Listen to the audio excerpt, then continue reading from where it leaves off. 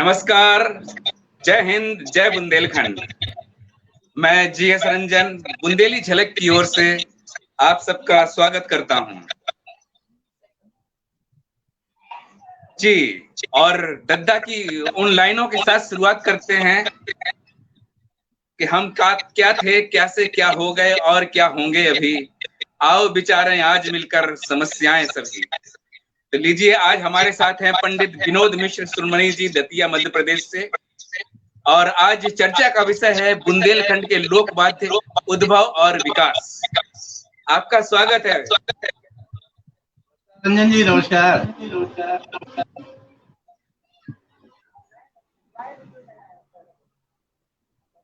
Sir, बहुत खुशी हुई कि आपने समय निकाला और बुंदेली झलक के पटल पर बुंदेली लोक वाद्यों के बारे में चर्चा का मौका दिया। तो चलिए शुरुआत करते हैं कि कहां से कब कब कैसे उत्पत्ति हुई बुंदेली लोक वाद्यों की। आदरणीय रंजन जी, पहले तो सबसे पहले बुंदेली झलक के लिए बहुत बहुत धन्यवाद। लगातार काफी दिनों से बुंदेली झलक के माध्यम से आप विद्वानों को आमंत्रित कर बुंदेलखंड की परिपाटी, बुंदेलखंड की संस्कृति, बुंदेलखंड की परंपरा को संपूर्ण भारत ही नहीं बल्कि कई क्षेत्रों में, कई देशों में आप दिखा रहे हैं। लगातार विद्वानों की चर्चा सुनने को मिली। मैं तो ये समझता हूँ कि मैं संगीत का विद्यार्थी हूँ और आपने बड़े बड़े विद्वानों को मुझे सुनवाकर, भारती जी को सुनवाकर, शर्मा जी को सुनवाकर, और अभी लेटेस्ट भी कई विद्वानों को आपने सुनाया, तो मुग्ध कर दिया हमें। और मुझे तो प्रतिदिन बुंदेली झलक के कार्यक्रम देखने में इतनी अभिरुचि है कि उनसे मुझे बहुत कुछ सीखने को मिल रहा है। साथ ही ये भी कहना चाहता हूँ कि बुंदेली की संस्कृति और परिपाटी को, चाहे वह साहित्य के दृष्टिकोण से हो, चाहे वह संस्कृति के दृष्टिकोण से हो, चाहे वह चित्र या संगीत के दृष्टिकोण से हो, आपने उसको संवर्धित करने के लिए, उसे लोगों तक पहुंचाने के लिए जो प्रयास किया, उसके लिए मैं आभार व्यक्त करता हूँ। साथ ही अभी पता नहीं कल या परसों में चिकित्सा को लेके बात कर रहा था, तो आपने उस पहलू को भी छुआ है। ये बहुत बड़ी बात है। तो इन सभी बातों के साथ आपका बहुत बहुत धन्यवाद। और आपने जो आज विषय रखा है लोकवाद्य, लोकवाद्य हमारा विशेष रुचि का विषय है रंजन जी। तो आपने जैसे बात कही कि उत्पत्ति की, तो मैं बताना चाहता हूँ कि कोई भी वाद्य यंत्र हो, चाहे लोकवाद्य हो या शास्त्रीय वाद्य, उनकी चार प्रकार होते हैं। पहला प्रकार तंत्रवाद्य। तंत्रवाद्य वह जो तंत्र से बनता है, तार से बजता है, तार का होता है, जिसमें तार से ध्वनि उद्दीपित होती है। दूसरा प्रकार है सुशिरवाद्य, जिस प्रकार से जो फूंक से बजने वाले वाद्य यंत्र होते हैं, फूंक से बजते हैं, जैसे बांसुरी है, शहनाई है, आदि आदि। तीसरा होता है अवनद्यवाद्य। अवनद्यवाद्य भी होते हैं जो खाल से बड़े होते हैं, ढोलक है, झांक है, जप है, ढप है, मृदंग है, नाना भांति की। चौथा होता है घनवाद्य। घनवाद्य जो किसी धातु विशेष के होते हैं, जिसमें झांझ है, मजीरा है, और झींका है, और अन्य जिनकी चर्चा आने वाले समय में हम और आप करेंगे। आपके साथ हमें अच्छा लगेगा बात करने का। साथ ही आपने एक बात कही उत्पत्ति की, तो उत्पत्ति की जहां तक बात करें तो आप देखिए, हमारे देवताओं ने वाद्य यंत्र को लिया है। वीणा को सरस्वती जी लिए हैं, और बांसुरी को भगवान कृष्ण जी लिए हैं, नारद जी खड़ताल लिए हैं। तो ये उत्पत्ति नारद से पहले है, सरस्वती जी से पहले है। ये सब बातें एक प्रश्न बना हुआ है। परंतु पूज्य मेरे पिताजी, जो पीछे चित्र लगा हुआ है, पंडित महेश कुमार मिश्र जी, एक बात कहा करते थे कि संगीत की उत्पत्ति महादेव जी की डमरू से हुई है। डमरू से, ये डमरू आप देखेंगे, ये डमरू जो है मदारियों के हिस्से पड़ गई और इसका महत्व मदारियों तक पहुंच गया। वरना इसमें जो इसकी आप देखिए, रावण ने जब शिव जी की आराधना की और रावण शिव स्तोत्र वाचा, तो उसने डमरू से ही प्रारंभ किया था। नमस्कार मुझे नमस्कार कर रहे हैं। तो डमरू से बोल निकले वह बने, यानी वाद्य की उत्पत्ति डमरू से अगर हम कहें तो ऐसे उत्पत्ति नहीं होगी। बड़ी डमरू भी मेरे पास इस समय रखी है और ये मदारियों की नहीं होगी।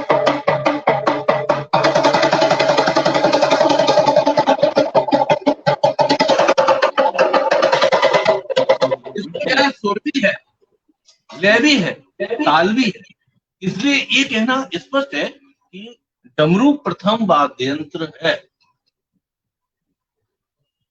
और ये बात अवनद वाद में एक खाल से बना हुआ है और इसको कई प्रकार से बनाया जाता है, लकड़ी से भी और पीतल से भी, कभी कभी कांसे से बनाते हैं। तो कहने का तात्पर्य है वाद्यंत्रों की उत्पत्ति जो है वो आदिकाल से है, जब से सृष्टि की रचना हुई है। सुर की जरूर हम कह सकते हैं कि सुर नदियों से, पक्षियों से सुर आया है, वो अलग विषय है। लेकिन जो आपने वाद्यंत्र की बात आज हो रही है, तो सबसे पहला वाद्यंत्र अगर है तो वह वो वाद्य हैं जो प्राकृतिक रूप से बने हैं, जैसे सिंगी।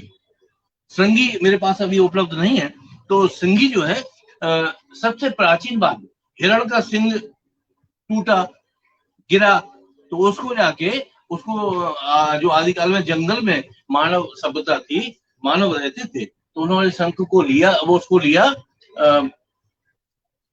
सिंगी को, और वो फूंका तो उसमें से आवाज आई, तो सिंगी पहला। यानी कुल मिला के प्राकृतिक संसाधनों से, प्रकृति से जो उपलब्ध वस्तुएं हैं वह वादन के काम आई, तो वह प्रथम वाद्यंत्र बने। जैसे शंख, शंख प्राकृतिक है, किसी ने निर्मित नहीं किया। सिंगी है, किसी ने निर्मित किया। हिरण के शंख जो है आए हैं। तो कुल मिला के ये है, सबसे पहले अगर वाद्यंत्र की बात की जाए, वो लोग सही है तो लोग वाद्य ही उसको मानेंगे। तो शंख जो है, शंख की उत्पत्ति, अब ये देखिए शंख जो निकलते हैं और वो कहाँ, किसी ने निर्मित नहीं किया। तो पहला कहने का तात्पर्य है कि सबसे पहले प्राकृतिक रूप से जो वाद्यंत्र प्रकृति ने हमको प्रदत्त किए हैं वह बने। और आप देखिए पांजन जो भगवान कृष्ण ने बजाया, तो पहला वादक भी वही है, शिव भी बजा रहे हैं और शिव डमरू को भी स्थापित कर रहे हैं। जी रंजन जी।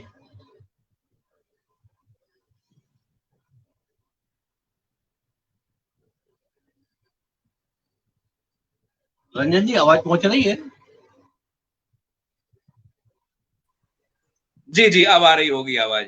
जी जी अच्छा। हाँ तो ये तो नेचुरल बात है। हाँ, प्राकृतिक अपने आप पैदा हुए वो वाद्य यंत्र। सबसे पहले अगर वाद्य इसमें आए हैं पृथ्वी पर, तो वो प्राकृतिक आए, नेचुरल, जिसमें शंख भी है और सिंगी है, आदि आदि। जी जी जी।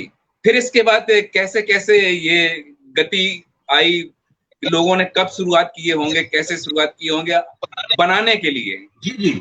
फिर इसके बाद मैं बताना चाहता हूँ कि वाद्यंत्र जैसे प्राकृतिक वाद्यंत्र के बाद अगर दूसरी उत्पत्ति अगर वाद्यंत्र की हुई है तो अवनत वाद्यों की।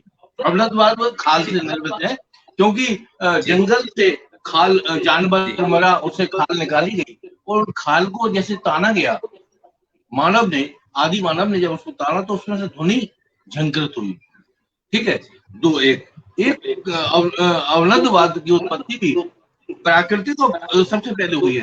दूसरा फूंक के वाद्य यंत्र जो है, जैसे बंसी है, बंसी की ध्वनि की उत्पत्ति कैसे हुई कि जब मानव ने देखा कि बांस वृक्ष आपस में टकरा रहे हैं और कहीं कहीं जो पोले मतलब छिद्र है उनमें से इस प्रकार की जो आवाज निकली, तो उन्होंने उसको लगा कि बांस जो है में से ध्वनि निकाली जा सकती है। तो बांस के जो पाइप गिरे टूटे पड़े थे उसको लेके बांसी की उत्पत्ति। तो सुसरवाद और अवनदवाद, ये दोनों वाद सबसे प्राकृतिक वाद्यों के बाद अगर कोई वाद्य है तो अवनदवाद और सुसरवाद, यानी फूंक के बाद और खाल के वाद्य, ये दोनों वाद्य प्राकृतिक वाद्यों के बाद हमारे चलन में आए धीरे धीरे करके। जैसा कि मैंने पहले उल्लेख किया था कि डमरू जो है खाल से बड़ा हुआ होता है, ये खाल देता है और ये पीतल का बना हुआ है। और शिव जी से प्राचीन कोई हो नहीं सकता। तो श्रेष्ठ जी ने जिस चीज को बजाया है, तो पहला वादन ये अवनद वाद्यों में है तो डमरू। उसके बाद धीरे धीरे मानव का विकास हुआ, उसकी सभ्यता हुई, तो वो तंत्र वाद्यों तक पहुंचा, और तंत्रवाद के बाद घनवाद तक का उसका सफर रहा है।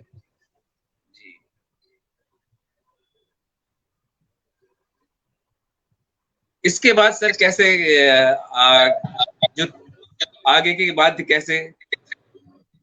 हाँ, पर धीरे धीरे मानव सभ्यता जैसे बढ़ती गई, जैसे मैंने बताया, तो सबसे पहले तीन बात आपको समझना चाहिए कि प्रथम प्राकृतिक वाद्यों का चलन आया जो प्रकृति से प्रदत्त हुए। दूसरा अवनद वाद्य जो है आज से बनने वाले वो आए। फिर सुसरवाद, वो भी प्रकृति की देन है, वो भी सुसरवाद भी प्रकृति से आए। इसमें मूलतः बंसी यानी बांसुरी, बांस ना हुए बांस ना बजे बांसुरी, तो बांस से उसकी उत्पत्ति हुई है और वो जाके ये आया। फिर धीरे धीरे जैसे सभ्यता बढ़ती गई और वाद्ययंत्र बनते गए, और इसका कोई निश्चित काल नहीं कह सकते, लेकिन सभ्यता मानव सभ्यता जैसे बढ़ती गई और वाद्यों का चलन बढ़ता गया। लेकिन मूलतः वही है कि पहले प्राकृतिक, फिर सुसरवाद, फिर अवनदवाद और फिर घनवाद, और घनवाद के बाद तंत्रवाद। ये इसका एक काल कर सकते हैं कि इनके निर्माण इस प्रकार से होता रहा है।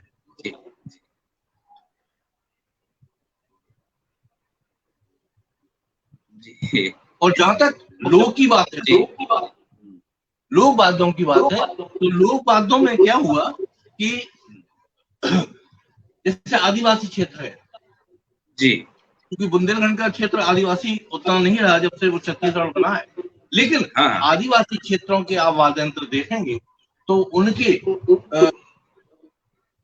भले उनके वाद्ययंत्र में सफाई नहीं होती है, क्योंकि प्राकृतिक संसाधनों से साथ में उनके निजी उपयोग की गई सामग्री से वो वाद्ययंत्र बजाते हैं। और इस प्रकार का मेरे पास उपलब्ध नहीं है, लेकिन एक वाद्ययंत्र मैं आपको बताना चाहता हूँ कि जो काफी प्राचीन है और महत्वपूर्ण है। जैसे मटका जो है सब जगह होता है। अच्छा, मटका हर जगह उपलब्ध है। इसमें उन्होंने क्या किया, प्राकृतिक और मानव निर्मित चीजों का प्रयोग किया है। यानी ये लिया उन्होंने, मटका लिया, घेला, मट्टी का घड़ा छोटा था, इसमें उन्होंने क्या किया, खाल प्राकृतिक रूप से मिल जाती है डली हुई, उसको कहीं से नहीं लाना पड़ता, तो खाल लेके उसमें मर दी। खाल के बाद जंगल से मोर का जो पंख होता है, मोर का पंख लेके इसमें लगा दिया। इस प्रकार से मोर का पंख लगा हुआ है, तो इसको बोलते हैं बौंकना। रंजन जी, इसको बोलते हैं बौंकना, ठीक है। तो बौंकना जो है बिल्कुल शुरुआत का वाद्य यंत्र है। इसमें ना कोई लय है, ना इसमें ताल है, ना इसके शब्द हैं, ना इसके स्वर हैं, लेकिन महत्व रखता है। महत्व कैसे रखता है कि बौंकना मटका से बना के इन्होंने इसमें वो लगा दिया है, मोर का डगरा। बुंदेलखंड में डगरा बोलते हैं। तो मोर का डगरा इतना लंबा होता है, क्योंकि कट चुका है, चूहों ने काट दिया, मेरे पास उपलब्ध नहीं है, तो इसको लेके पानी में पानी लगाते हैं हाथ पर पानी लगाने के बाद मोर के पंख को इस प्रकार ऊपर रखते हैं। अभी ये क्योंकि पूरी स्थिति में सही नहीं है, लेकिन पानी लगाने के बाद इसको इसे देने, तो इस प्रकार घूर घूर की आवाज आती है। तो इसे, और इसकी साउंड और ज्यादा बढ़ जाता है जब मोर का डगरा यानी मोर का पंख जितना बड़ा होता है उतनी आवाज बढ़ जाती है। इसका उपयोग देखिए, इसका संगीत से कोई ताल्लुक नहीं है, इसका किसी राग या शब्द से कोई ताल्लुक नहीं है। आपने देखा हुआ किसानों की सबसे बड़ी चिंता होती है उनकी फसल पक्षी बर्बाद नहीं करें। अब अपने धर्म में ये भी है कि हम चिड़ियों को नहीं मार सकते, पक्षियों को नहीं मार सकते, जानवरों को नहीं मार सकते। ये भी हमारे संस्कारों में विद्यमान है, दिए गया है। बुंदेलखंड की बात करें या लोक की बात करें, तो वो क्या करते हैं, इस वाद्य यंत्र को लेके, इस व्यवस्था को लेके एक मड़ी पे बैठ जाते हैं या कहीं पड़ाव पे बैठ जाते हैं गांव के लोग, तो वो क्या करते हैं, वहां से इसको आवाज निकालते हैं मठ पे। उन्होंने अपने संसाधनों से बना रखा है, तो वहां से आवाज करने से जो पक्षी होते हैं, लावा होते हैं, वो उड़ जाते हैं परेबा। अगर आपकी फसल खड़ी है, किसान की फसल खड़ी है और इस वाद्य यंत्र को बजाते हैं, तो इसको बजाने से क्या होता है कि पक्षी एक साथ डर के मारे उड़ जाते हैं। गाय, नील गाय जो आती है वो भी इससे उड़ जाती है, भाग जाती है। तो कहने का तात्पर्य ये है कि शुरुआत के वाद्य यंत्र है वो अपना, और ये इनकी उत्पत्ति का काल कोई निश्चित नहीं है, ये समय से काल परिस्थिति के आधार से बनाए गए वाद्य यंत्र है। जैसी परिस्थिति हुई, अब धीरे धीरे चलन चल गया है, खत्म हो गया है, तो फिर वो संगीत गुरुकुल जैसे कार्यक्रमों में हमने लोकवाद कचहरी के माध्यम से हमने उसको मंच पर लाके लोगों को बताया, और ये भी बताया कि किसानों के लिए ये वाद्य यंत्र कितना महत्वपूर्ण होता है बनस्पत किसी संगीत सभा के। तो ये वाद्य यंत्र इसलिए आज महत्वपूर्ण रखता है बुंदेली झलक की प्रस्तुति में कि प्राकृतिक रूप से वाद्य यंत्र और उसके बाद काल परिस्थिति के हिसाब से बनने वाले वाद्य यंत्र भी महत्वपूर्ण रखते हैं। और रंजन जी, इसके ये फिर जब व्यक्ति मानव सभ्यता संगीत की ओर बढ़ी, आनंद की ओर बढ़ी, तो फिर उसकी अलग अलग व्यवस्थाएं होती गई, अलग अलग उनके प्रकार होते रहे। कि जैसे बुंदेलखंड के लिए बात करें, क्योंकि मैं बुंदेलखंड का हूँ, बुंदेलखंड के लिए काम कर रहा हूँ, पूरा भारत में बहुत बड़ी संस्कृति है, तो वहां हम बात करना चाहते हैं बुंदेलखंड की। तो बुंदेलखंड में जो भी गायन शैलियां हैं, जो बुंदेलखंड की परंपराएं हैं, उनके वाद्य यंत्र अलग अलग बनाए गए हैं। झिमरियाऊ के अलग है, कछियाऊ के अलग है, आल्हा के अलग है, लेद गाय जो दतिया की लेद गाय की उसके अलग है, हाथ के वाद्य यंत्र अलग है। तो अलग अलग प्रकार से, लेकिन शुरुआत करने से पहले मैं बात करना चाहता हूँ उन वाद्य यंत्रों जो मंगलवाद्य कहलाते हैं। मंगलवाद यानी मंगल कार्यों में जिनका वादन होता है, जो मंगल कार्यों में शोभायमान होते हैं, उन वाद्यों का परिचय मैं कराना चाहता हूँ। अभी तो हमारे पास रमदूला एक जाति विशेष का वाद्य यंत्र है, तो वो हमारे पास उपलब्ध नहीं है, लेकिन मैं आपको बताना चाहता हूँ चित्र के माध्यम से। इसमें आप देख रहे हैं, अगर ये चित्र आप बड़ा किसी प्रकार कर रखे हैं, तो इसमें रमदूला दिख रहा है। जी जी जी। और आपको दिख रहा है रमदूला? जी जी। तो रमदूला जो है प्रथम ऐसा वाद्य यंत्र है जो मंगल कार्यों में बजता है। रमदूला के विषय में मैं एक टिप्पणी करना चाहता हूँ कि आजकल के लोग रमदूला से परहेज करने लगे हैं, यानी शादियों में विशेषकर रमदूला बजता तो उससे परहेज करने लगे हैं। लेकिन उसकी विशेषता देखिए, और रमदूला की स्थिति कहाँ से बनती है, इसको रणतुंगा भी कहते हैं, महाराष्ट्र में रणतुंगा भी कहते हैं, तुरीर कहते हैं। रणतुंगा इसलिए क्योंकि रण से पहले आपने देखो महाभारत का भी प्रसारण हो रहा था, तो उसमें शंखध्वनि की जाती है। देखिए हमारे बुंदेलखंड में या राजपूता क्षेत्र में या मराठा क्षेत्र में शंखध्वनि रण से पहले यानी युद्ध से पहले नहीं बनती, रमतूला पहले बनता है, इसलिए इसका रणतुंगा नाम। तो रणतुंगा से रमतूला तब का ये सफर अपभ्रंश होके रमतूला हुआ, रमदुलिया हुई, और तुरही भी कुछ लोग बोल देते हैं जानकारी के अभाव में। लेकिन तो ये कहने का तात्पर्य है जो रण में बचता था, युद्ध में जाता था, तो ऐसा नहीं कि कोई भी आक्रमणकारी राज सेना हो वो रमतूला वाले को जिंदा नहीं छोड़ेगा ना। तो इस कारण से ये लोग भी प्रशिक्षित सैनिक हुआ करते थे। इनके यहाँ रमतूला वाले स्वाफा बांधे या कटार लटकी रहती थी, तलवार लटकी रहती थी, और वो चाहते तो वो वार भी करते थे। ठीक है, तो यानी वो रण में रहे, रण में जब रहे धीरे धीरे क्या हुआ, युद्ध कम हो गए, युद्ध होना बंद हो गए, तो फिर वो शादी विवाह के माध्यम से भी स्थापित हो गए। अच्छा, मंगलवाद क्यों? क्योंकि जब राजा जीत के आए, कोई राजा कोई राज्य जीत के आता था, तो रमतूला सबसे पहले आगे चलता था राजा की सवारी में, और जब उनका राजा का तिलक होता था तभी रमतूला बजता था। इसलिए रणतुंगा के बाद रमतूला और मंगलवाद बना। तो फिर धीरे धीरे आपने देखा होगा कि जो विवाह संस्कार होता है, जो बारात होती है, वो एक राजा की तरह होती है। वो जीतने के दृष्टिकोण से आते हैं, घोड़ा पे आते हैं, तो वही भाव से भाव वही देता है, विषय बदल गए हैं। यानी रणतुंगा रंतूला के माध्यम से विवाह में रंतूला हो गया, लेकिन वो युद्ध में रणतुंगा था। तो कहने का तात्पर्य है कि इसके मंगल है कि जो रण जीतने के आए तो वहां भी मंगल कार्य में बजा, और आए हैं वो भी मंगल कार्य। ठीक है। दूसरे प्रकार से अगर देखें तो जैसे बारात का जो चलन है, आज भले ही सेट हो जाता है कि जन्म पत्री मिल गई, ये हो गई, लेकिन किसी समय आक्रमण करके भी राजा दूसरे की बेटी को हरते थे और वो युद्ध करते थे उसके लिए। ठीक है। जैसा एक गढ़कुंडार का जो घटना है, मोहम्मद तुगलक ने अपने भतीजे के लिए मानसिंह खंगार की बेटी को मांगा, उसका केसरदेई नाम था। तो बेटी के लिए आक्रमण करता है कि उनकी बेटी बड़ी सुंदर है। गढ़कुंडार आपने सुना हो, गढ़कुंडार राजनीति रही है खंगारों की। तो तुगलक इसलिए आक्रमण करता है कि उनकी बेटी सुंदर थी, केसरदेई, और वो हिंदू राजा से विवाह करके एक अपने साम्राज्य को, अपनी ताकत को बढ़ाना चाहता था। मानसिंह बड़े ताकतवर राजा थे, तो वो हालांकि वो मना करते थे। वो कहते हैं कि मलेच्छों से मैं अपनी बेटी को विवाह नहीं करूंगा, मैं शादी नहीं करूंगा। तो उन पे टैक्स लगते हैं और काफी मतलब लड़ाई का नुकसान उठाना पड़ता है, और बहुत सारी ऐतिहासिक पृष्ठभूमि है। तो कहने का तात्पर्य है वो परंपरा विवाह के लिए की लड़ाई के माध्यम से, युद्ध के माध्यम से, और सज धज के जाना।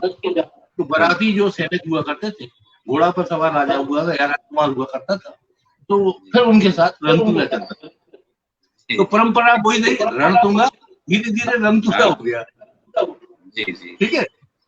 विवाह में रणतुंगा हो गया परंपरा। अब इसमें एक बात और कहना चाहते हैं, ये बड़ा विषय है, मुझे लगता है कि मैं 1 घंटे में नहीं समझ पाऊंगा। तो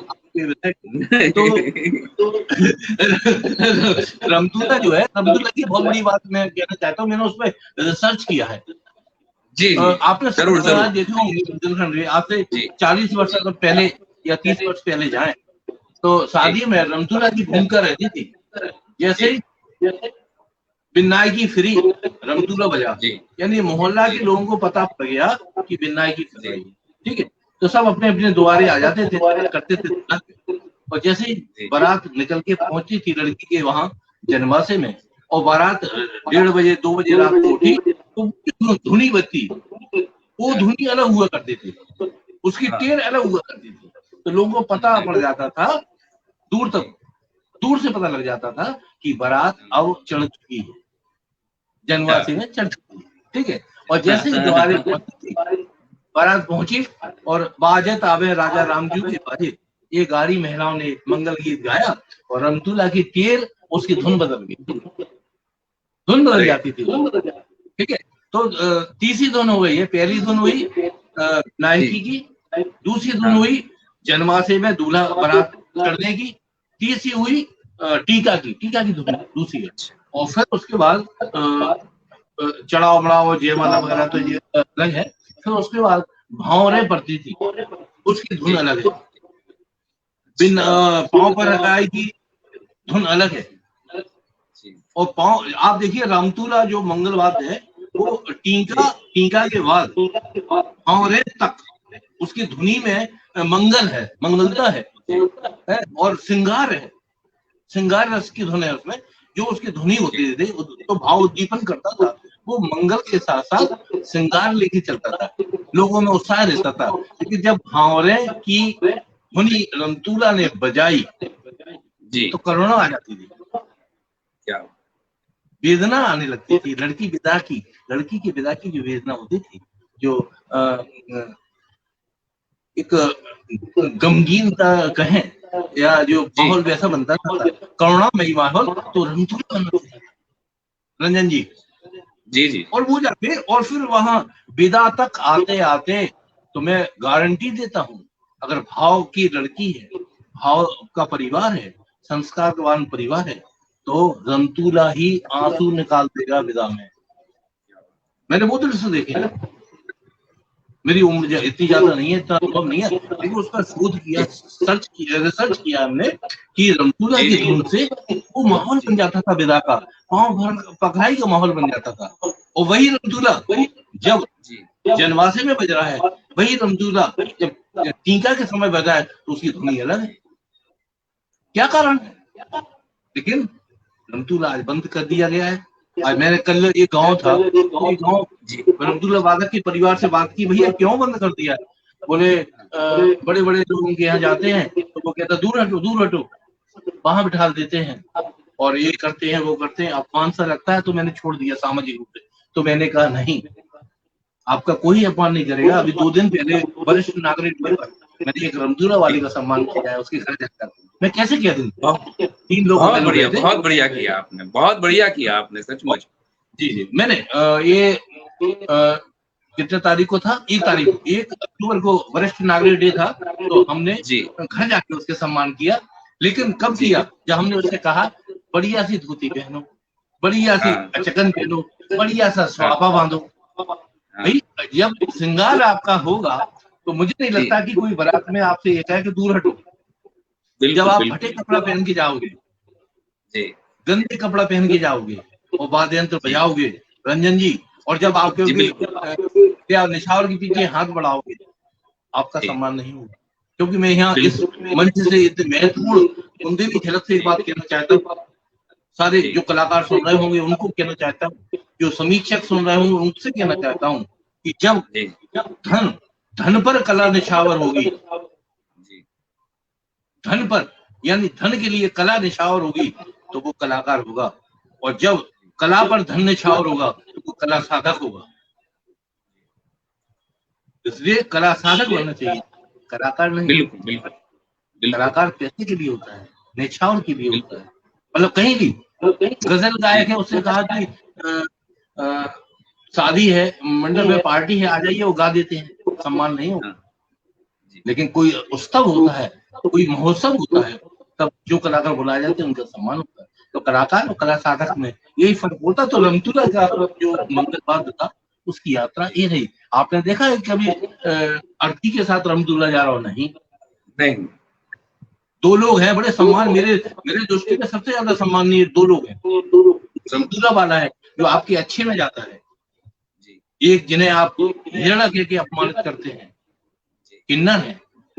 किन्नर जो है बड़ा सम्मान है, वो हमेशा अच्छे में जाता है, आपके मंगल कार्यों में जाता है, आपके लिए दुआ करता है, आपके लिए खुशी की कामना करता है, आपके अच्छे कर्म में प्रणाम करता हूँ। किन्नर विमर्श आदरणीय डॉक्टर विनय पाठक जी ने किन्नर विमर्श पर बहुत अच्छी पुस्तक निकाली है। खैर किन्नर भी एक, लेकिन सर मैं थोड़ा सा टोकना चाहता हूँ कि मुझे सचमुच आज बहुत बार मैंने रमतुल्ला सुना है, और लेकिन उस समय शायद मेरा इतना दिमाग नहीं चला है कि अलग अलग सिचुएशन पे अलग अलग तरह की साउंड होती है।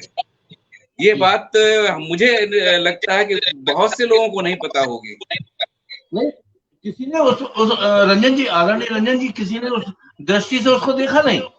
रमतुल्ला वाले को, क्षमा करें थोड़ा सा मैं बहुत खराब बोलता हूँ, रमतुल्ला वालों को एक जाति विशेष का सूचक मान लिया है। कि ये अद्भुत है। मैं नाम लेना नहीं चाहता हूँ, और उसकी उपेक्षा करी। अरे भाई क्या बात करते हो? वो आपके लिए उस फूल की तरह है जिस पर फूल माली फूल आ रहा है आपके गले में। रमतुल्ला का अला भी उतना महत्वपूर्ण है। मैं इस मंच से कहना चाहता हूँ, इस मंच के माध्यम से, कि कोई संगीत या कोई चीज जाति से नहीं होती है, बल्कि कोई जाति नहीं होती है। आप सिर्फ कर्म करिए, और कर्म की विधानता होती है। मैंने कल की घटना बताई, कल उसको समझाया था रमतुल्ला वाले के परिवार को। हमने कहा आप अगर स्वच्छता, कोरोना ने सिखाया है कि आप स्वच्छ रहिए, आपको आदमी सरोकार करेगा, आपको समर्पित होगा, और आप अगर गंदे रहेंगे तो आप कुछ को छुएगा नहीं, स्पर्श नहीं कर रहे हैं आजकल लोग। तो कहने का तात्पर्य है कि रमतुल्ला जो एक रणतुंगा था, रण से था, जब उसकी गरीबी आई, गरीबी कहना पड़ेगी, तो धीरे धीरे करके वो निछावर तक आ गया और वो निछावर आके अब वो खत्म हो रहा है जी। बजाना पसंद नहीं करते हैं लोग, अरे भाई कहा गांव के लोगों को पकड़ रहा है ये कहते हैं लोग जी, कि नहीं वो आपके स्वर देगा, जो संघ में ताकत होती है आपके, आपका जो दूल्हा है, आपका जो वर है, उसके आसपास जो कीटाणु रहते हैं, रमतूला उसको ठीक करता है। आज यहाँ वैज्ञानिक रूप से मैं कहना चाहता हूँ, रमतूला बजाइए, दूल्हा के आसपास किसी प्रकार की व्याधि नहीं आएगी जी। रमतूला की वो ताकत है, सुरों में वो ताकत है, उसको फीस दीजिए। आप डीजे को अगर 25,000 रुपए दे सकते हैं तो उसको 1,500 रुपए देकर देखिए, उसको निछावर की जरूरत नहीं पड़ेगी कि वो हाथ फैलाएगा। जब वो हाथ फैलाएगा तो उसके बच्चों को अच्छा नहीं लगेगा। मैंने सम्मान किया है रमतूला वालों का, आज मेरे जो भी रमतूला वाले हैं, मैं रंजन जी बात बढ़ रही है क्योंकि आपने छेड़ी है। मेरे यहाँ एक रमतूला वादक है, तो वो मेरे परिवार का अंग हुआ ना, सदस्य हुआ ना, हमारी टीम का सदस्य। उसकी लड़की की शादी हुई तो मैंने कह दिया कि जानकी नाम है उसका, जानकी तुम्हारी लड़की का टीका मैं दूंगा, तुम नहीं दोगे। तुमने 25 साल मेरे साथ मेरी टीम में रमतूला बजाया, मैंने उसकी छोटी लड़की को टीका दिया। टीका समझते हैं? जी जी जी जी। तो उसका टीका हमने कहा जो भी कहो, फलदान कहो, टीका कहो, बेला कहो, जो भी कहो, तो उनको सम्मान आप देंगे तो वो आपके मंगल कार्यों में शामिल होंगे। रमतूला की बात लंबी हो गई है। नहीं नहीं नहीं, बिल्कुल होनी चाहिए सर। बुंदेली झलक का हमारा यही उद्देश्य है कि हम वो जो ऐसे ऐसे लोक कला से जुड़े हुए लोग हैं, लोकगीत हैं, लोक संस्कार हैं, उन पर ध्यान दें। हम अपने जो गांव में जड़ी बूटियों से बहुत से इलाज कर लेते थे, हम उन पे ध्यान दें। और सचमुच आज ये रमतूला वैज्ञानिक आधार है उसका, उसके साउंड का। तो मैं खुद अपने दर्शकों से विनती करता हूं कि आप आधुनिक वाद्यों पर जितना खर्च करते हैं, थोड़ा सा एक अंशदान उनके लिए रखिए, ताकि हमारी कला, हमारी विरासत जिंदा भी रह सके और उसका हमें फायदा मिले, ताकि आने वाली पीढ़ी के सामने हमें ये ना झुकना पड़े कि हमारे पूर्वजों ने किया क्या है, अपने ही संगीत को, अपने ही लोक कला को खत्म कर दिया। तो मेरा निवेदन है कि आधुनिक वाद्यों के साथ साथ आप बुंदेलखंड के लोक वाद्यों को और उनके लोक कलाकारों को सम्मान दीजिए, यथोचित सम्मान दीजिए। जी आदरणीय। तो रमतूला जो है एक बड़ा विस्तृत विषय है और लगभग इसमें एक बड़ी अहम चर्चा आज हो गई है और होती रहेगी। साथ ही मैं कहना चाहता हूँ, अगर रमतूला से जुड़े जो मंगल वाद्य की बात मैं कर रहा था, तो मंगल वाद्यों में एक सिंगी जो होती है, मेरे पास उपलब्ध नहीं है, वो हिरण के सींग से बनती है, वो भी मंगल वाद्य है। शंख मैंने आपको दिखाया था, शंख जो है वो मंगल वाद्य है। और सामने दो दुर्लभ वाद्य यंत्र मैं बजाना चाहता हूँ, जिसको बार बार रमतूला को तुही कहते हैं, दरअसल वो तुही नहीं है, तुही ये होती है।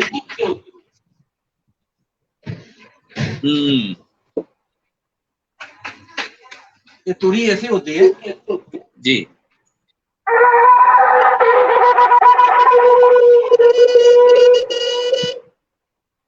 जी ये तुरही है, तुरही की तरह जी, ठीक है सर? जी जी जी जी जी, तुरही की तरह होती है। तो ये भी मंगलवाद है, ये दोनों तरफ खड़े हो जाके बया करते थे, लेकिन कालांतर में ये साधुओं के पास रह गई और साधु भी उसको बजाने लगे। तो तुरही ये मंगलवाद है, फूंक का वाद है, सूत्रवाद है। इसके साथ ही एक और वाद्य यंत्र जो भी अब दुर्गा से साधुओं के पास रहे, इसको नागफनी। अच्छा, दिख रहे? जी जी जी, दिख रहे नागफनी? जी जी, सर्प की तरह होती है जी। रंजन जी, जी जी जी, इस प्रकार बचता ऐसा ही है, फूंक से बचता है, सुंदर है।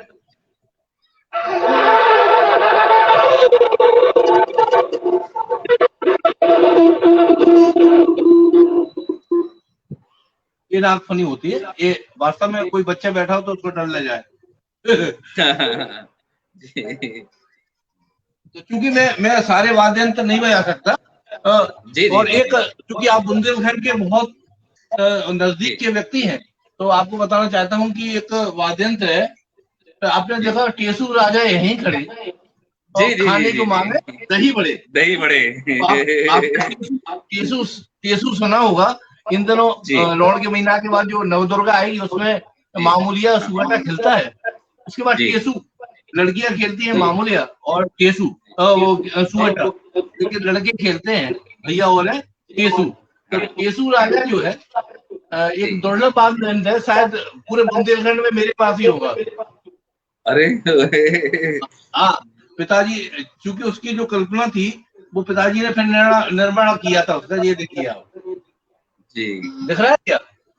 जी जी जी जी तो इसको बच्चे ये बजाया करते थे, टेसू को, दिख रहा जी हाँ है?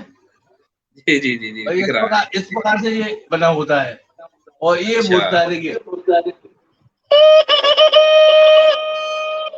बच्चों ने इसको बजाया, वो आपके घर के जी द्वारे आए, उन्होंने कुछ दक्षिणा मांगी कि टेसू राजा यहीं जी खड़े और खाने को मांगे दही बड़े। तो पहले दही बड़े। बजाते थे जाके करते, तो ये टेसू राजा आपने नहीं देखा होगा। बिल्कुल बिल्कुल बिल्कुल।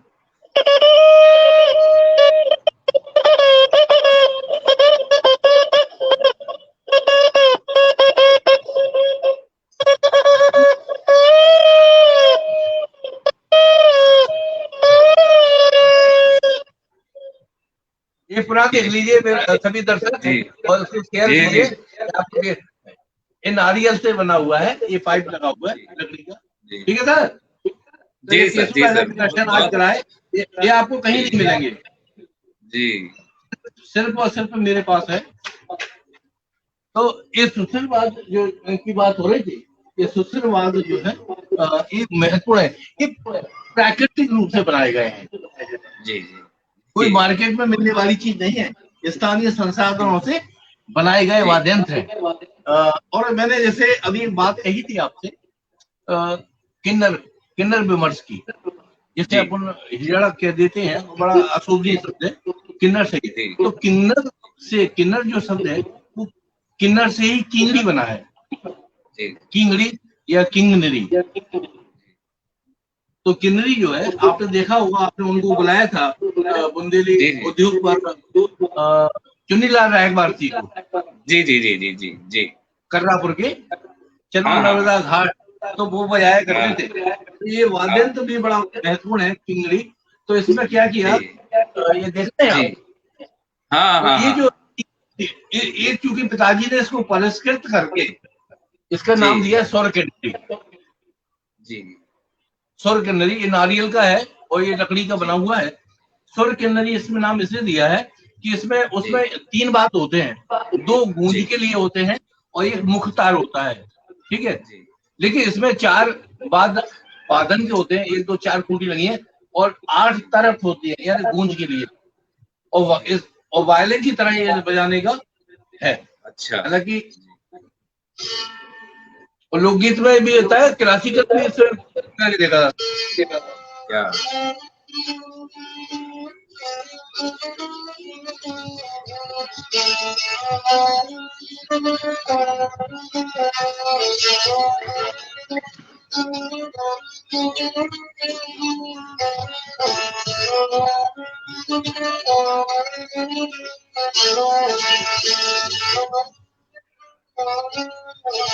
और आ रही है। जी जी जी आ रही है आ रही है। अब मैं उस बात पर चलता हूँ कि जी बुंदेलखंड के लोक गीतों में, लोक परंपरा में अलग अलग वाद्यों का प्रयोग है। अभी जो मंगल वाद्य थे, वो मंगल जी वाद्य सिर्फ गीतों में नहीं है, वो मंगल उत्सवों पर बजते थे।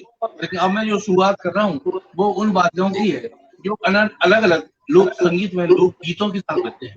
ये किंगड़ी जो है मूलतः ढेबरियाऊ, कछियाऊ और रमपुरियाई, ये तीन विधाएं उसमें बजती है। और ढेमरियाऊ में सबसे ज्यादा बजने का इसका चलन हुआ है, जी क्योंकि मिली वो ये बहुत दिनों से बजाई नहीं है और मैं वादक नहीं हूँ जी उसका। जी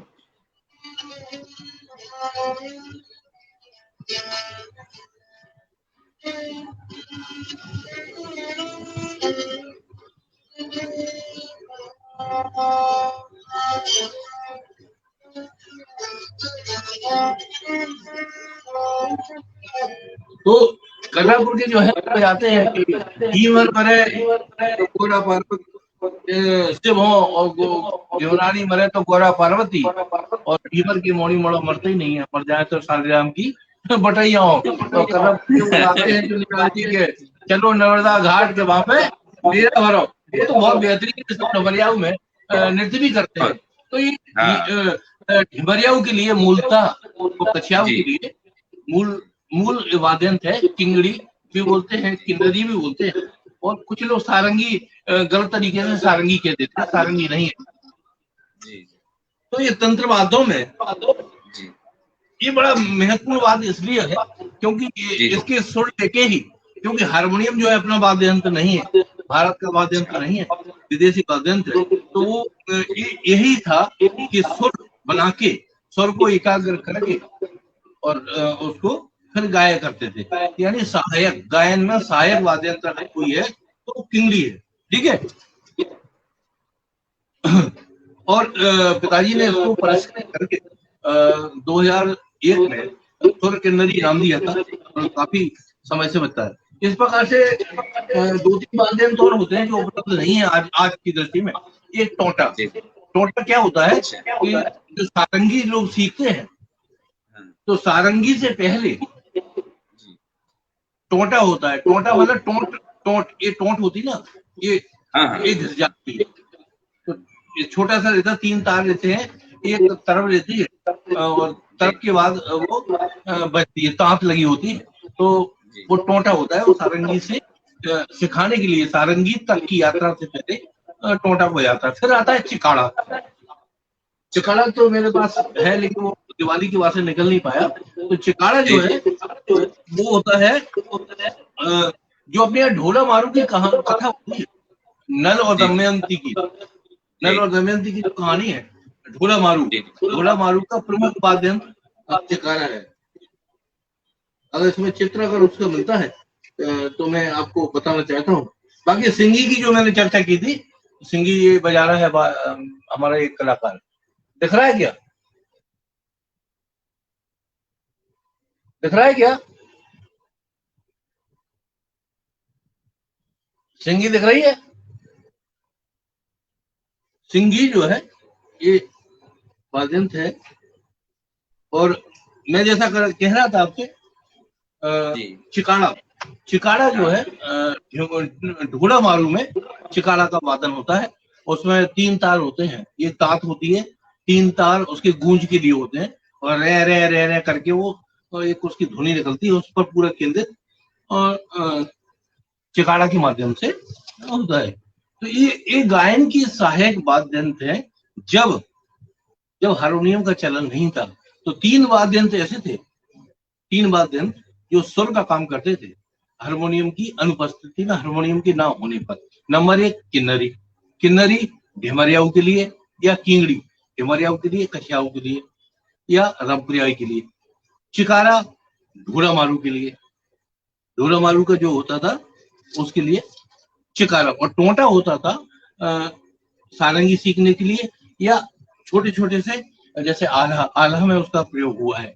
दतिया का जो आल्हा शैली है उसमें उसका प्रयोग हुआ है। बनस्पत की उत्तर प्रदेश के जौनपुर महोबा में, वहां इस प्रकार के वाद्य यंत्र नहीं बजते आल्हा में, वहां तो ढोला को मजीरा के साथ ही एक तलवा लेके वो गा देते हैं। ठीक है, दतिया में आल्हा की अलग बात है, अगर बीच में चर्चा आती है तो मैं बताऊंगा। तो कुल मिलाकर ये जो वाद्य यंत्र थे ये सहायक स्वर की स्थापना करने के लिए कीगड़ी, चिकाड़ा और टोंटा, ये 3 वाद्य यंत्रों का प्रयोग होता था। यानी स्वर एक गम्मत में स्वर को साधना, स्वर को एकाग्र करना, उसके लिए जैसे शास्त्रीय संगीत में तानपुरा होता है, स्वर पेटी अब अंग्रेजी का आ गया, हारमोनियम होती है, और इस प्रकार से ये लोक वाद्यों में किंगड़ी और टोंटा और चिकाड़ा। एक और होता है जो साधुओं में ज्यादा उनका चलन है, एक तारा होता है। कबीरपंथी लोग एक तारा का प्रयोग करते हैं। कबीरपंथी आप समझते होंगे, कबीरपंथी जो अपने यहाँ की शैली है उसको लेके तो 4 वाद्य यंत्र ऐसे हो गए जो सुर की स्थापना, सुर की एकाग्रता के काम आते हैं। नंबर 1 किंगड़ी, नंबर 2 चिकाड़ा, नंबर 3 टोंटा और नंबर 4 एक तारा। स्वर स्थापना की, मतलब गायन में स्वर स्थापना करने के लिए ये 4 वाद्य यंत्रों का प्रयोग होता है। अब उसके साथ ही अब बात करेंगे उन वाद्यों की, अवनत वाद्यों की, लोक वाद्यों की, जिनका प्रयोग लय के लिए होता है। ये स्वर वाद्य हो गए। अब लय वाद्य पे जाएंगे हम, तो जैसे कई परिपाटी हैं। एक वाद्य यंत्र, एक गतिया की शैली थी, वो आपको बताना चाहते हैं। गतिया में हरदौल गायन हुआ करता था, कोरी पंडा उसको गाया करते थे। रंजन जी, जी जी जी, आप देखिए अभी जातिवाद की बात आती है, बहुत जातिवाद जो का चलन करते हैं कि ऐसा ऐसा नहीं, पूरी जाति के लोगों को जो गायन करते थे, हरदौल गाते, उनको पंडा कहते थे, यानी पंडित। अच्छा, ये कहीं नहीं होगा भारतवर्ष में, पूरे बुंदेलखंड में सिर्फ और सिर्फ दतिया वो जगह है। जी, एक मिनट, कोई डिस्टर्ब आया। जी जी, दतिया वो जगह है जहाँ पूरी जाति के लोगों को पंडा कहा जाता है, सभी को नहीं, क्या जो हरदौल चरण गाया करते थे। बहुत बढ़िया, बहुत बढ़िया। ये देखिए कितना सम्मान था, और ये वाद्य तो उन्हीं का, उनकी जो ये पूरा मोहल्ला मोहल्ला था उनका, अब वो मोहल्ला नहीं, खत्म हो चुका है। इसको ढप कहते हैं, ढप। और ढप का ये सुन लेते थे वो लोग, है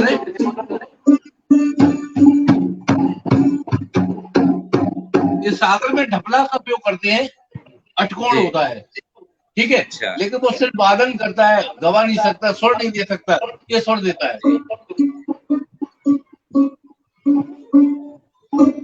और उनकी गायन शैली थी, वो हरदौल गाते थे।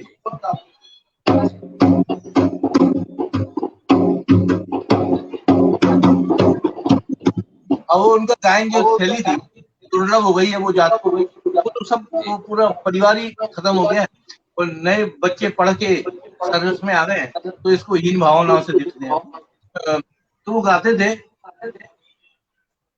कि लाला हर दौर पे महाराजा,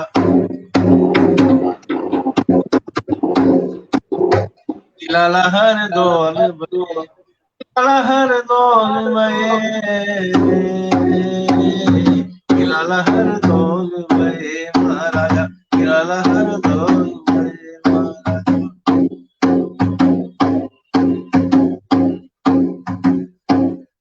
नदी बेतवा तीर में बसो मोर्चा था, जाके राजा बीर सिंह देव फतेह मेरा नाम, हर दौर में महाराजा।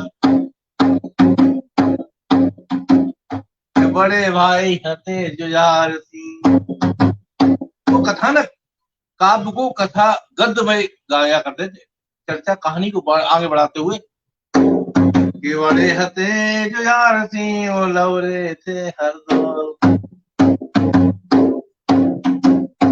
के दो ही भैयन में हतो माँ जाई सो प्यार, जब जब कोई घर रहे और खावे एक ही थाल, नीला हर दौल में महाराजा, नीला हर दौल में महाराजा। ये ढप है, मुझे आता नहीं बजाना, मैं तो एक काम चला रहा हूँ।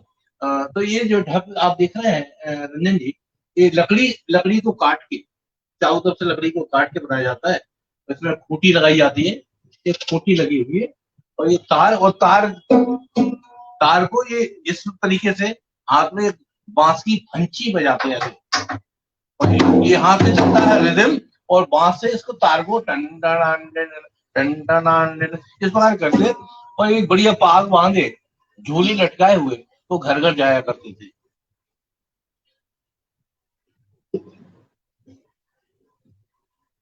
तो ये ठप बड़ा अच्छा, इनके साथ मृदंग भी चलता था, इनके साथ मजीरा था, और वो तीन लोग आया करते थे। मैं छोटा था, यहाँ घर के द्वारे आया, बाद में परिस्थिति राजाओं का राज्य चला गया, तो उनका जीवन यापन का कोई व्यवस्था नहीं थी, किसी ने ध्यान नहीं दिया, तो फिर वो आके घर घर जाके आटा मांगा करते थे, और ये गा के हरदौल चरित गाया करते थे। तो एक ढप बजाता है, उनका 5 लोगों का होता था, एक ने ढप बजाते हुए गाया, एक ने बीन बजाया, एक ने मृदंग बजाया, और 2 लोग उसका स्वर को आगे बढ़ा गया। ये परंपरा अब वो नहीं है, खत्म हो चुकी है दुनिया में। जी सचमुच ये बहुत यानी हमारी मैं तो बचपन में कक्षा मैं लगभग 5 या 6 वर्ष का था, तो मैंने सुना था, तो जी ये मैंने गा दिया इतना। नहीं मैंने नहीं, उस समय आपने 7 साल गा दिया। बहुत अच्छा कलेक्शन पर रखा है। और मुझे नहीं लगता ये किसी को पता हो, ठीक है। तो जी ये सब बजाना पड़ा है आपके स्नेह से। तो ये जो चीज है सहायक वाद्य यंत्र है, मैं सहायक वाद्य जी यंत्र की बात कर रहा था। तो स्वर जी स्थापना के लिए जिन वाद्य यंत्रों का प्रयोग होता है वो किंगड़ी, जी चिताड़ा और टोंटा, और एक और बोला जी था मैंने, एक तारा। ये सहायक एक तारा। वाद्य वो वाद्य है जो सुर स्थापना करते हैं, और ये वो वाद्य यंत्र है जो जी स्वर और ताल स्थापना करते हैं, दोनों, जी ताल और जी सुर। इसमें सुर भी है, ताल भी है। तो ऐसे वाद्य जी यंत्र एक तो ये है जो गाने में सहायक होते हैं। एक जो बाद में चलन हुआ, जो ख्याल गायकी आई सामने, जी जी ख्याल गायकी आई, तो उसमें ये ख्याल जो मऊरानीपुर तरफ, गुजरात तरफ करते हैं। जी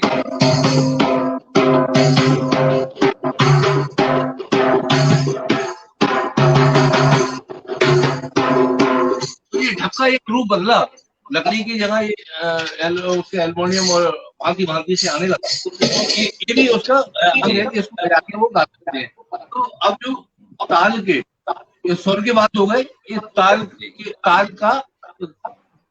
ताल को एकाग्र करने के लिए, ताल की स्थापना करने के लिए ताल गाते हैं। फिर आया इसी प्रकार का एक वादक है, घोड़क है। ये आपने सुना होगा, विशेष परिस्थितियों में लोग जी ट्रेन में गाते हैं और भीख मांगने लगे, लेकिन वाद्य जी यंत्र जी है। तो ये जी देखिए, ये जो घोड़क बोले, ये स्वर भी बनाता है, ताल देते हैं। जैसे ये सहायक वाद्य यंत्र मैं बता रहा हूँ आपको,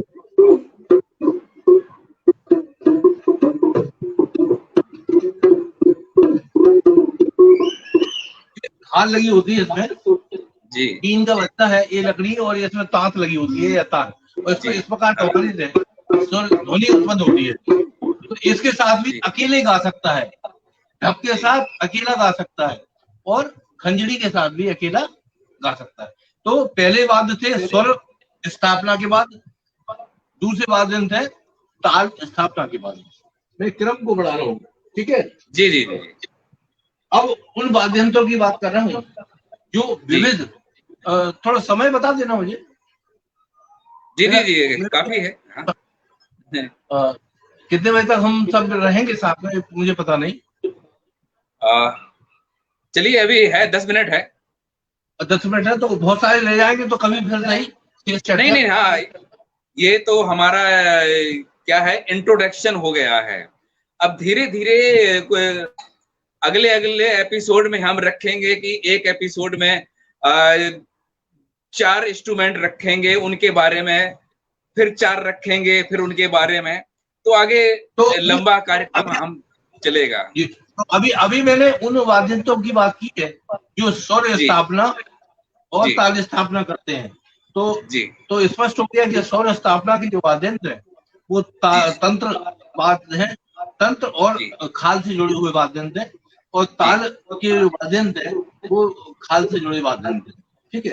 तो स्वर स्थापना के वाद्य यंत्र हो गए आपके, एक तारा हुआ, किंगड़ी हुई, टोंटा हुआ, और आपका जी, ठीक है। और साथ ही हमने ताल स्थापना के वाद्य यंत्रों की बात की, जिसमें ढप हुआ, खंजड़ी हुआ और होड़क हुए। इसके साथ प्राकृतिक वाद्य यंत्रों की बात की, तो उसमें बंसी भी था, उसमें बांसी नहीं, उसमें शंख था, उसमें डमरू था, और साथ ही सिंगी थी, वाद्य थी। और फिर उसके बाद हमने उन मंगल वाद्यों की बात की। आज वो मंगल वाद्य है, इसमें रमदुला भी है, टेसू राजा है, नागफनी है, और तुही है, ये वाद्य है। इसके बाद बहुत सारे वाद्य हैं जो उनके सहायक होते हैं। जैसे आप बात करेंगे नगड़िया की, नगड़िया अभी चर्चा करते थे, फिर मैं उसके बारे में और विस्तार बताऊंगा, क्योंकि 10 मिनट का समय बचा है।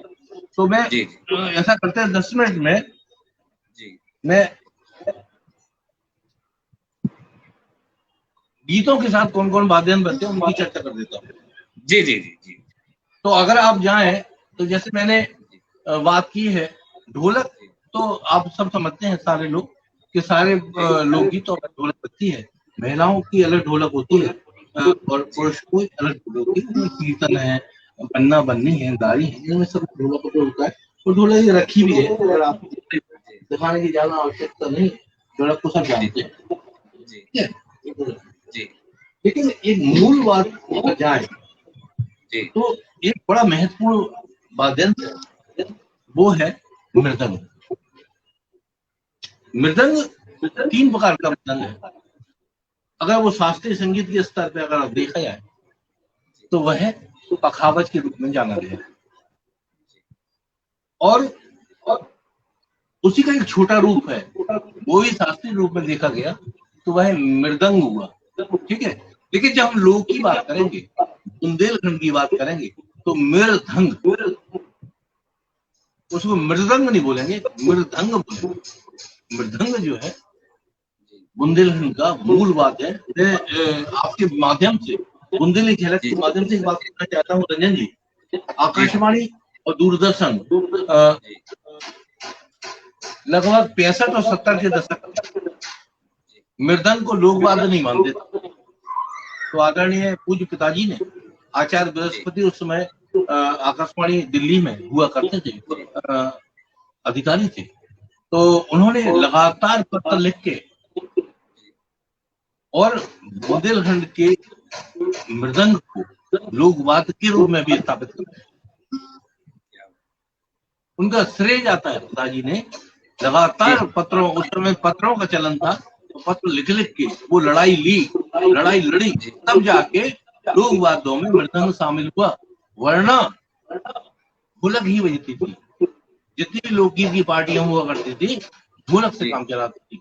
लेकिन दतिया में मृदंग वादक की परंपरा रही है, लोक मृदंग वादक की परंपरा रही, तो वो मृदंग वादकों का लाभ हुआ। तो पिताजी को पत्र से होकर उन्होंने आकाशवाणी को लिखा था। उस समय दूरदर्शन तो था नहीं। तो कहने का तात्पर्य ये मृदंग जो है बड़ा महत्व बड़ा वाला मृदंग है।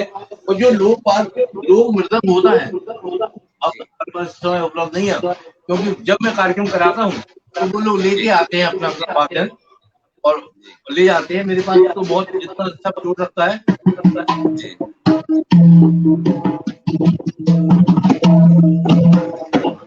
ये जो वादन है मृदंग, इसके बारे में बताना चाहता हूँ। दतिया में, दतिया की लेद गायन परंपरा है और आधा गायन, ये दोनों परंपराएं जिस प्रकार हरदौल खत्म हो गया है, समाप्त हो गई है, विलोपित हो गई है, उसी प्रकार लेद और आला गायकी अब समाप्त हो गई है। अब उसके ना तो गायक बचे हैं ना वादक। लेकिन मृदंग वादन की जो परंपरा थी, उसके एकमात्र वादक मृदंग के मथुरा वंशकार जी बचे हैं। पिताजी ने अपनी पुस्तक में उस लोकवाद्य मृदंग की पूरी जानकारी लिखी है। और वो बुंदेलखंड की मृदंग वादन परंपरा उनका एक प्रमुख पुस्तक है, जो आपको हम भेजेंगे। तो उन्होंने जो उनकी जो मृदंग वादन थी, उसके परंपरा के ये मथुरा वंशकार जी बचे हैं। अरे वाह। लेकिन अब इनके पास पैसा का बड़ा अभाव है, तो इनके बच्चे अब मृदंग सीखना नहीं चाहते। वो ये कहते हैं कि पिताजी अब खाएंगे क्या, तो वो मजदूरी करने पर, दिहाड़ी बनने पर मजबूर हो चुके हैं। मैंने अखिल दक्षिण भारत, दक्षिण मध्य क्षेत्र को भी पत्र लिखा था, इस परंपरा को, गुरुकुल परंपरा जीवित रखने के लिए आप काम करें, लेकिन वहां से भी कोई उत्तर नहीं आया।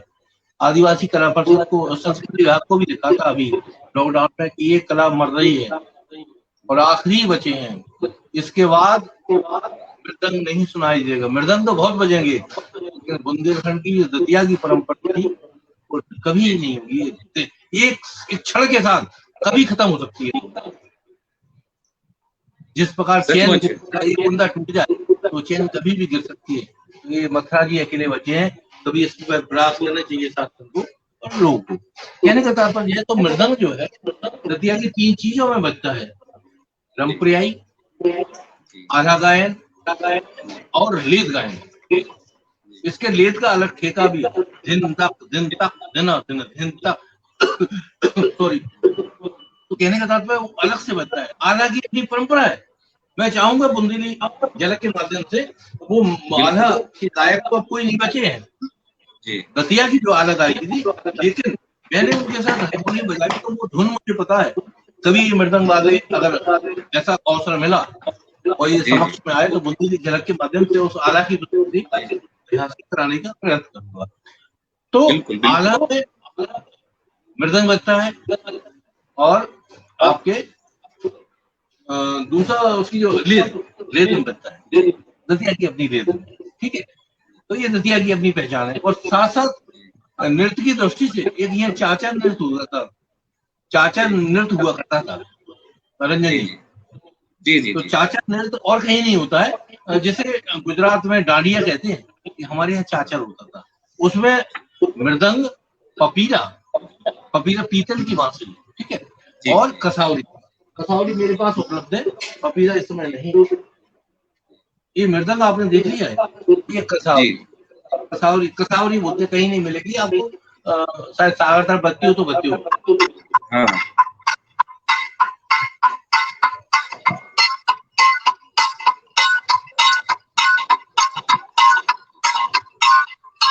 ये कहाँ से की बनती है? जी। हाँ। इसकी रिदम के आधार पर वो चादर होती थी, चादर दतिया की, वो चादर अब नहीं होती है, कुछ समाज के लोग किया करते थे, वो नहीं। तो कहने का तात्पर्य मृदंग की इतनी मूलता थी, इतना महत्व था कि अब उसके नदारत होने से, विलुप्त होने से चाचर खत्म हो जाएगा, लेद खत्म हो जाएगी और दतिया का आला, ये मतलब ये इतना महत्वपूर्ण वाद्यंत्र जो है, तो मृदंग इसलिए महत्वपूर्ण रखता है। इसी प्रकार अन्य अन्य वाद्यंत्र भी है लोग जो अपना अपना महत्व रखते हैं। जी, मैं आने वाले दिनों में अगर आप चर्चा होती है तो आगे वाद्यंत्रों की चर्चा करेंगे।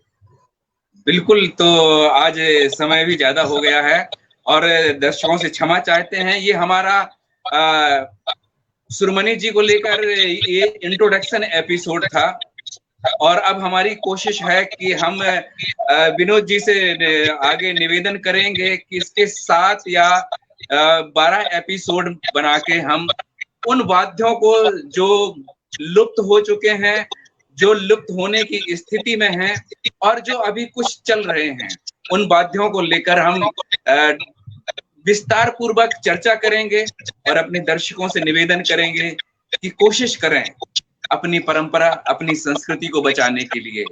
तो बहुत बहुत धन्यवाद आपका विनोद जी, और हम उम्मीद करते हैं कि आगे आने वाले एपिसोड में विस्तार पूर्वक हमारे दर्शकों को बुंदेलखंड के लोक वाद्यों की जानकारी मिले। बहुत बहुत धन्यवाद आपका। धन्यवाद तो रंजन जी आपका, जिन्होंने एक अच्छा प्रयोजन बनाया, एक हमारी जो अभिव्यक्ति है, हमारे जो वाद्यंत्रों के प्रति चिंता है, हमारा जो वेदना है, उसको आपने हमारे मित्रों को, बहुत सारे लोगों तक पहुंचाया। और अफसोस इस बात का है कि अभी बहुत कुछ केस है, लेकिन समय का अभाव है, समय में बंधे हैं।